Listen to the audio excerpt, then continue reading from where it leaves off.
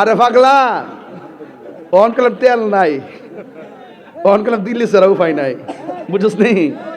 পাগলা সব slogan this না পাগলা, আহল কইরা দেশপ্রেমিক হয়ে স্লোগান দিও। পার্শ্ববর্তী দেশের লোকের সম্পর্ক ভালো রাখতেইব, কথা কোন ঠিক না বেটি? বর্ডারের সাথে যদি যুদ্ধ হয় কোনো দেশ উন্নতি হয় না, কথা বলেন ঠিক কি না? আরে ভারত ভারতের জায়গায়, পাকিস্তান পাকিস্তানের জায়গায়, আমেরিকা আমেরিকার জায়গায়, আমার দেশের উন্নয়নের জন্য আমি সব দেশের সাথে সম্পর্ক ভালো রাখবো। কেউ যদি আমার দেশের সার্বভৌমত্ব নিয়ে ছিনিমিনি খেলে, আমরা সবাই ঐক্যবদ্ধভাবে তাদের বিরুদ্ধে লড়াই করব। দিল্লি না ঢাকা।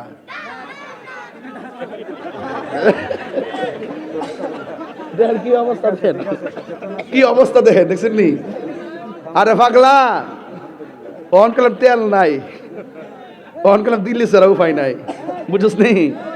পাগলা সব স্লোগান দিস না পাগলা, আহল কইরা দেশপ্রেমিক হয়ে স্লোগান দিও। পার্শ্ববর্তী দেশের লোকের সম্পর্ক ভালো রাখতেইব, কথা কোন ঠিক না বেটি? বর্ডারের সাথে যদি যুদ্ধ হয় কোনো দেশ উন্নতি হয় না, কথা বলেন ঠিক কি না? আরে ভারত ভারতের জায়গায়, পাকিস্তান পাকিস্তানের জায়গায়, আমেরিকা আমেরিকার জায়গায়, আমার দেশের উন্নয়নের জন্য আমি সব দেশের সাথে সম্পর্ক ভালো রাখবো। কেউ যদি আমার দেশের সার্বভৌমত্ব নিয়ে ছিনিমিনি খেলে, আমরা সবাই ঐক্যবদ্ধভাবে তাদের বিরুদ্ধে লড়াই করব। এই কথাগুলো কেউ বলে না, সব তৈলের রাজনীতি করে।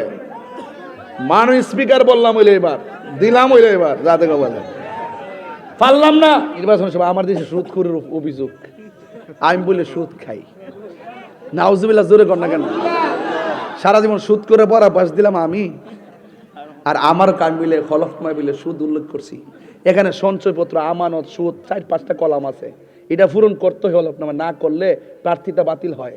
এখন আমার যেটা যেভাবে উল্লেখ করা আছে ব্যাংকের টাকাটা, এটা কি সুদ? আমি কি নিছি, আমি কি খাইছি, নাকি কাউরে দিছি, নাকি এটা সুদের টাকা? আমার ব্যাখ্যা আমার তো না নিয়া হলফনামায় 17,000 না 12,000 না 8,000 দিয়া দেখা এইটা তুইলা দিছে, আমি বলে সুদ খাই। ভাবছিল এটা যদি তুইলা দিয়া তাহিরির উপর ফালাই দিয়া যদি জায়েজ করে লন যা, তইলে মহাজনদের সাথে বাঁচাই লাগব।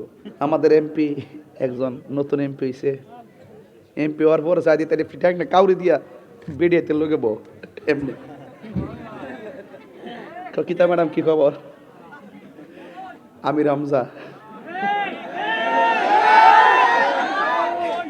সায়াদি অফিসের মধ্যে এমনি ট্যাংটা কাউরি দিয়ে বইছে ফাউড়া। সাইদি মহিলারা ঢুকছে, ঢোকার পরে মহিলারা খাতে বইছে, বয়ার কিতা কি অবস্থা। আজকে দেখলাম তাদের বিরুদ্ধে 100 কোটি টাকার মানহানি মামলা হয়েছে। আচ্ছা শোনেন, এমপি হইলে তো সবার প্রতিনিধি, ঠিক না? উনি তো কথাগুলো ব্যালেন্স কইরা, উনি এখনো মানুষই তারল না।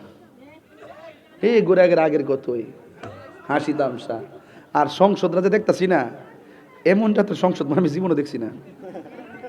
মানে কিতা যে চলতেছি না, আমি নিজে বুঝতেছি না।